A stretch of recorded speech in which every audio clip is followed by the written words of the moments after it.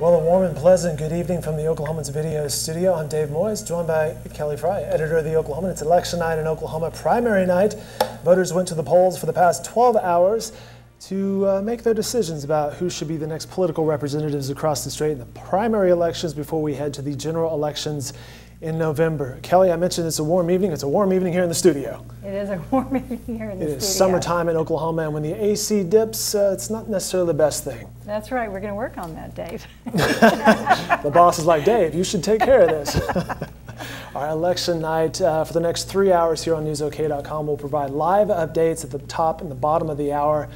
A lot of context, a lot of storylines that we're going to get into tonight, and will help tell the conversation of what the voters across the state said today. And those storylines include, will incumbents weather a storm of challengers? How's the turnout after a tough legislative session? There you see the rundown right there. Will the education candidates find grassroots success? And how does the presidential national tone impact congressional races? And are we headed for a large number of runoffs? And Kelly, I'm going to start with you before we bring in our guests. We have various guests, experts, both here in D.C. at the County Election Board, State Election Board. But Kelly, how does the Oklahoman cover an event such as this? You know, it's kind of a Super Bowl time for any newsroom across the country. We fan out across the city. We do precinct. We talk to people as they're leaving and as they're voting, and we see what kind of the pulse of the city is. So it's a lot of fun. And we have interns this summer from UCO, OU, OSU, even one from Mizzou. So it's fun for us to get out and see what's going on in the city and report it back to you, because, you know, we don't want to just spit back numbers to you. We want to give you that context. So, and it's across all platforms. So we'll keep you up to the minute tonight, and then by tomorrow morning we should be delivering your newspaper with a lot of the results and as well as some behind the scenes.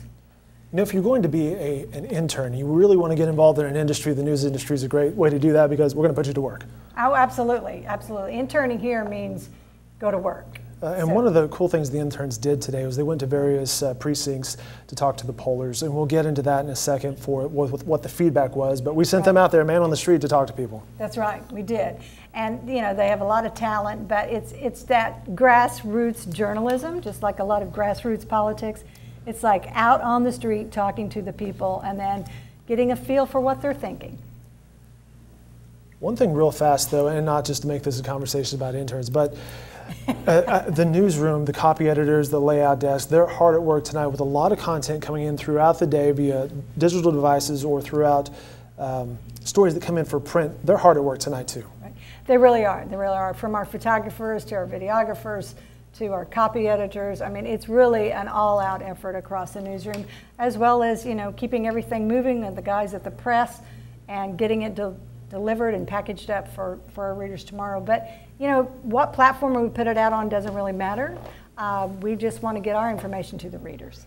That's a good point. The platforms change, but it's still, hey, here's an information, here's the story, here's the value that we provide you in various ways. And it better be right.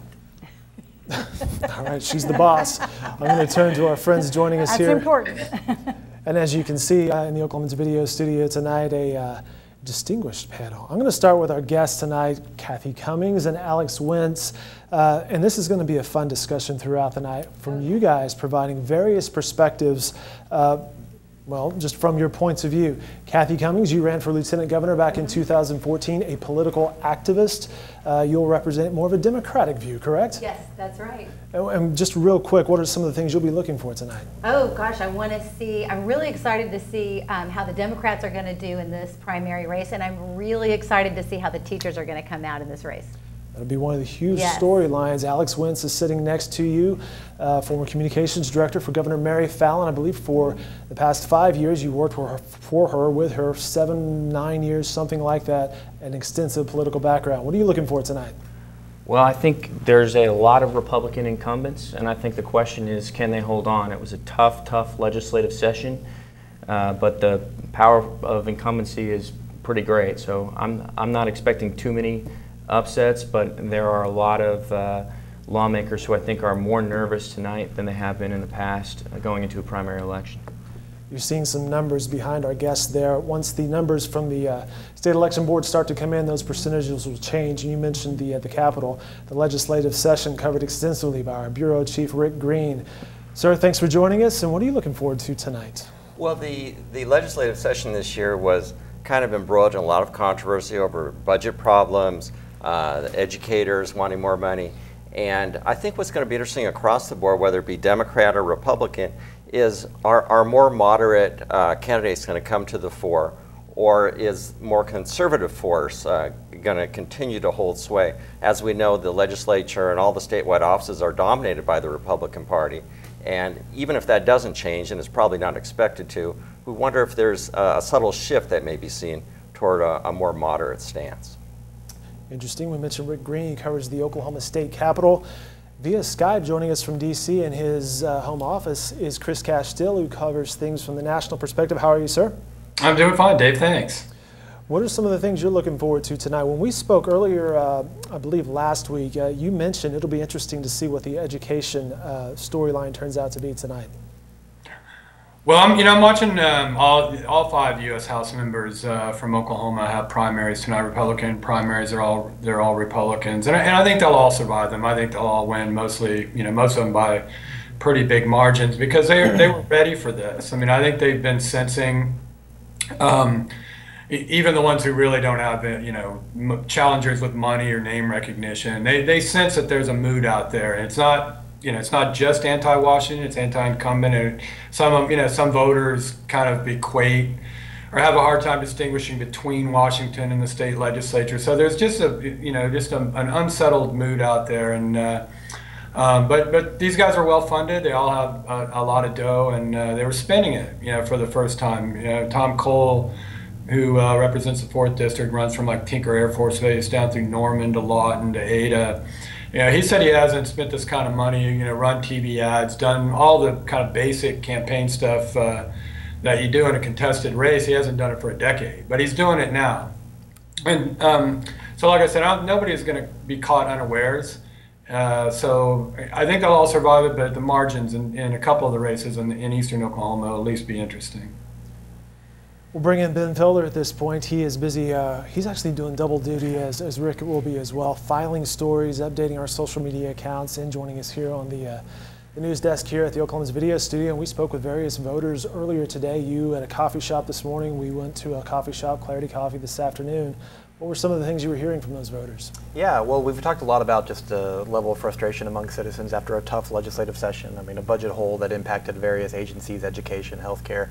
Everybody seems to have an opinion, but the question is always, will that opinion translate over into the voting booth? Will those people who were frustrated during the session show up? And it's interesting, we went to a coffee shop, kind of a living room atmosphere, kind of a younger crowd, turnout amongst young adults, not always the highest really across the nation, but especially here in Oklahoma. And we had a few that kind of admitted that they said that they had voted, but they weren't sure how engaged their cohorts were or their generation was in terms of voting. But once again, they said that lots of conversations about politics, about the legislative session. I do think it's accurate to say that people are more aware of state issues that are going on right now than they have in the last several years. But once again, is that going to translate into higher voter turnout?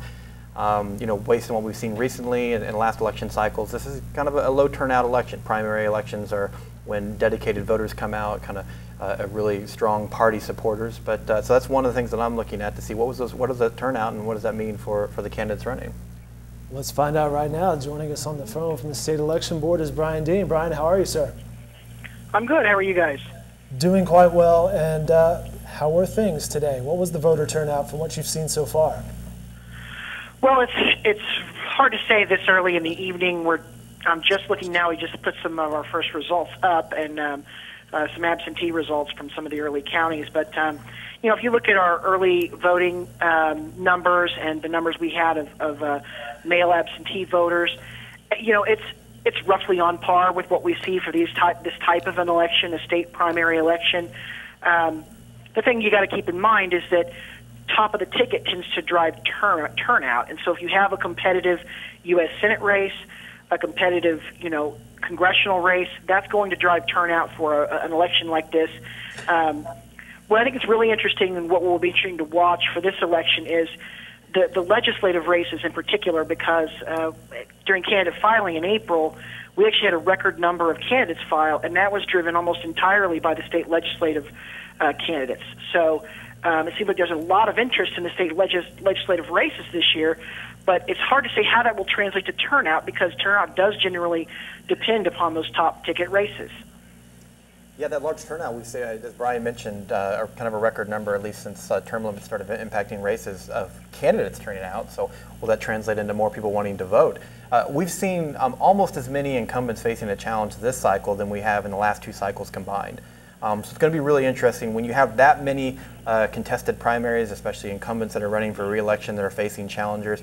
You know, there's bound to be maybe a few upsets, we would think. But the other thing to mention, and Alex has said this, you know, the incumbency is strong, and out of the last 30 incumbents to face a primary challenge, only 1 has lost. So that name recognition already being in service really goes a long way, but there are more challenges this year than we have seen in the last several cycles. And I think part of the question is how prepared are the challengers? And are they setting up committees and raising the kind of funds that are necessary to get professional consultants and spend the money on everything from yard signs to other advertisements to really try to get out the vote in a systematic, logical game plan kind of a way? Or is it just, hey, I'm upset at the legislature, I'm going to throw my name in the hat? Yeah, you guys I can think it kind of started out that way, that they just threw their name out in the hat. But I think once they got going and they figured out how the system worked and they got help and they did get consultants and they do have signs and they are organized and I'm excited to see how this turns out because I kind of disagree with you guys. I think the incumbents are nervous and I think they're feeling the heat. And so I'm just like waiting with bated breath thinking that this might be an upset for the incumbents. So I think that the incumbents are just nervous enough to stay on their toes and work hard here, but here's why I wouldn't be that nervous if I was an incumbent. Most, or at least a lot of the challengers are running on sort of an education platform. We've talked about that. Mm-hmm. And when I was working in Governor Fallon's campaign, you know, every Republican goes into a primary election saying, I don't want to get outflanked on the right. I don't want a conservative candidate to appear who says, you know what, you're a rhino, you're for big government, you're for big spending, and I'm the true conservative in the race. That's where you get in trouble in a primary. They're just, it never even crossed our mind to be afraid of what about an education candidate who says you need to support the status quo and strengthen it in education and funnel more money to public schools and teachers. Not that Republicans don't support those things necessarily, mm-hmm. but they don't drive Republican primary elections. So I do not think, I think we'll see some education candidates win open seats, win Democratic primaries, but I don't think there's going to be a wave of education-driven Republicans throwing incumbents out of office. Yeah, do you think the conversation surrounding education is different this year at all? I mean, you know, to say that someone's running on an education platform, I mean, when you talk to most candidates, one of the first things they say is education. They all say that. The last several years when you say, hey, what's important to you, they say education, because they know it's an important issue to voters, and almost all of them bring it up on the doorsteps. It seems like this wave of public education candidates, at least 18 of which seem to be current or former teachers, about 40 that have some kind of connection to public schools, are really championing for higher teacher salaries and increased education funding for public schools, which took some cuts over the last year. Do you think that the conversation, the topics, the specifics about education have changed at all to make some interesting races this year? I think they've changed in a way that will affect the general election. And I think that it's possible that Republicans are going to pay somewhat of a price in November for perceived lack of support or funding for public education.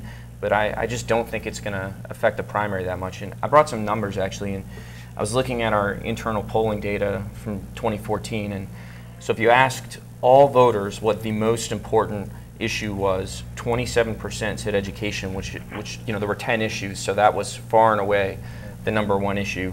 But it was second or third among Republican primary voters.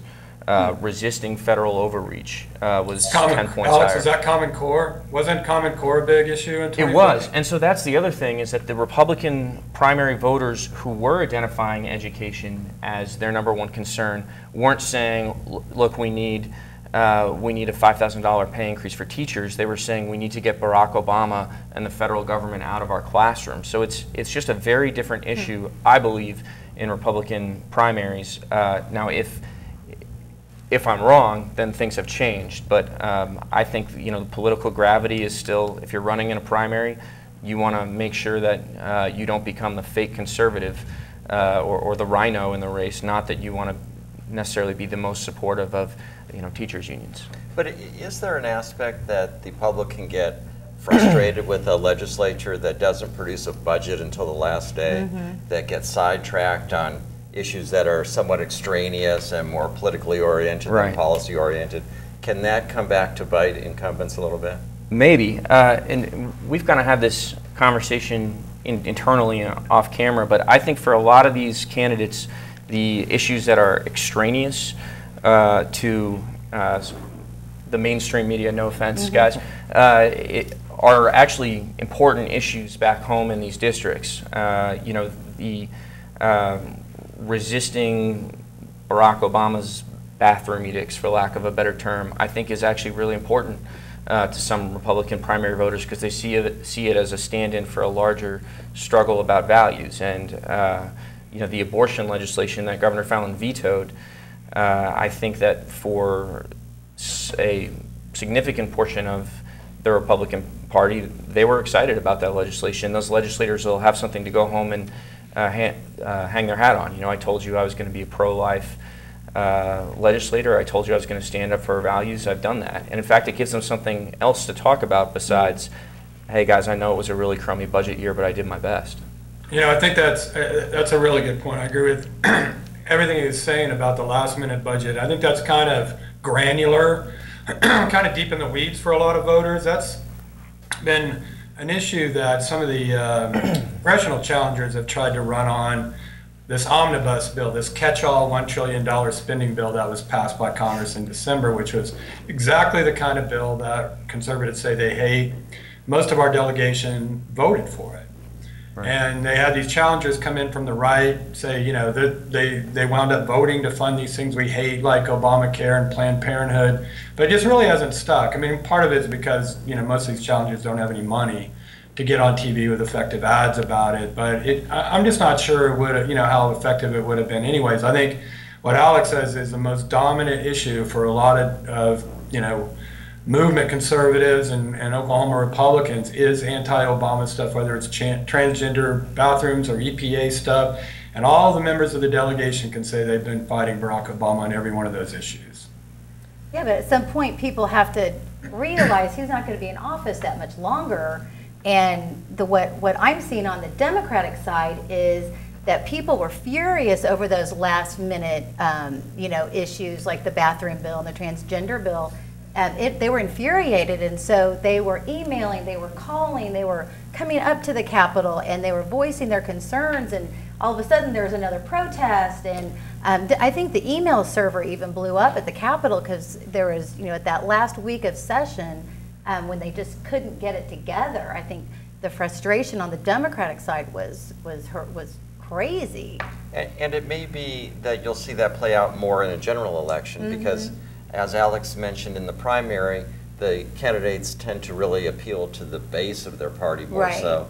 And I really think that a lot of voters maybe are somewhat disengaged. They come to the poll, they're not really sure who their representative is. Right. Let alone who the challengers are. And hopefully they've done some research. Right, and that's what it takes to go to Ballotpedia or go to the internet and get your sample ballot. Newsok.com. Yeah, newsok.com. Thank you, Alex. The mainstream media can help you out. Yeah, the mainstream media. It is interesting, and we'll get into some of the voter feedback from what we heard. I want to go back to Brian Dean real fast, but some of that voter feedback, it was surprising. They didn't know the candidates. Some of them admitted, hey, I had the guy sign in my front yard. I can't remember his name right now. And maybe that was the camera in front of his face. Maybe it was some of that. Brian, before we let you go, I want to go back to you real fast. Did you guys have any sort of issues throughout the state that you've heard of as far as mechanical issues or any sort of thing like that? It's a lot of the usual thing. I mean, there's always challenges here and there. There were some issues in Tulsa with their mayoral race. You have some interesting, we have complicated the primary election in the state quite a bit now because you have the Democrats and the Libertarian Party have opened their primaries to independent voters. So you have a situation where independent voters can choose whether they want to vote in the Democratic or the Libertarian primary. You throw in a closed Republican primary, and now on top of that in Tulsa we have a nonpartisan municipal race, and we did have some issues there with everybody getting the proper ballots, and we'll see how all that shakes out. But across the state, it's been mostly the same sort of thing. I did get several complaints today from Democrats across the state who were frustrated because in some cases they had literally nothing to vote for. They went to the polls not realizing that there were no primaries for them because you had no Democrat. There were no primaries for either Republicans or Democrats in the 2 statewide races for U.S. Senate and for Corporation Commissioner, and there were actually 2 U.S. House districts, District 5 and District 1, I believe, that did not have U.S. representative races for Democrats.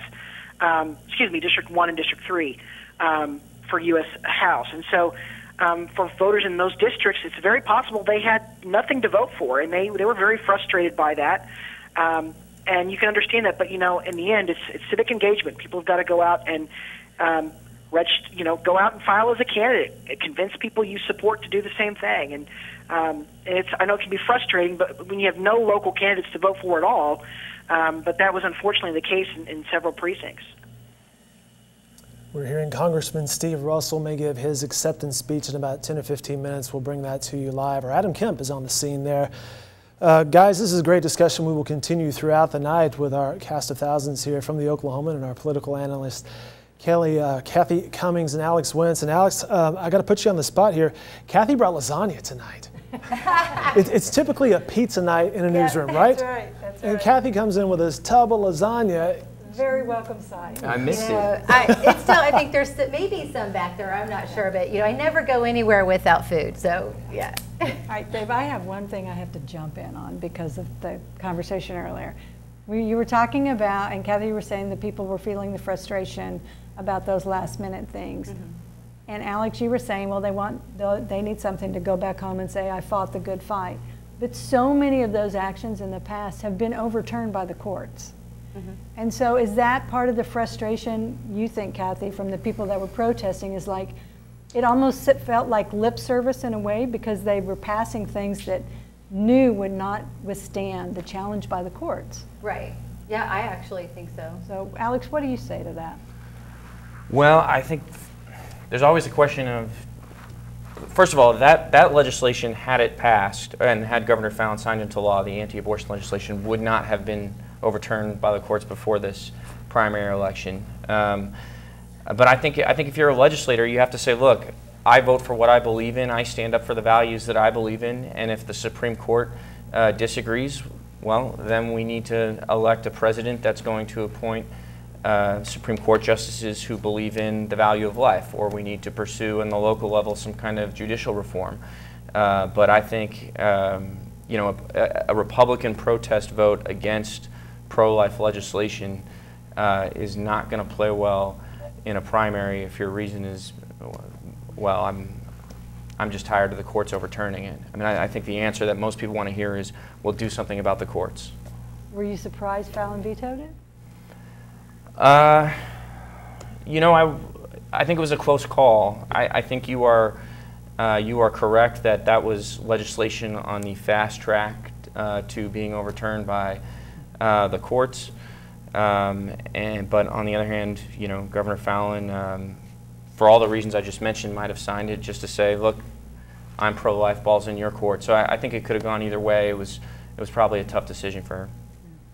Or do you think she vetoed it so quickly because she knew that it was going to be a waste of the taxpayers' money to fight it, all the way to the top, and she was just kind of cutting her losses really quick because so many people were saying, hey, we need to fix our budget and you're spending money on these unnecessary court hearings and Supreme Court hearings, So you were thrilled with Governor Fallon's decision? Oh, yes. As usual, there are two perspectives. Yes. You can view any single issue in politics. That's why we're thrilled to have both you guys here tonight for a little point-counterpoint. There you Thrilled go. to be here, And Alex, I'm sure next time you can bake something nice. We could have brought some wine, right?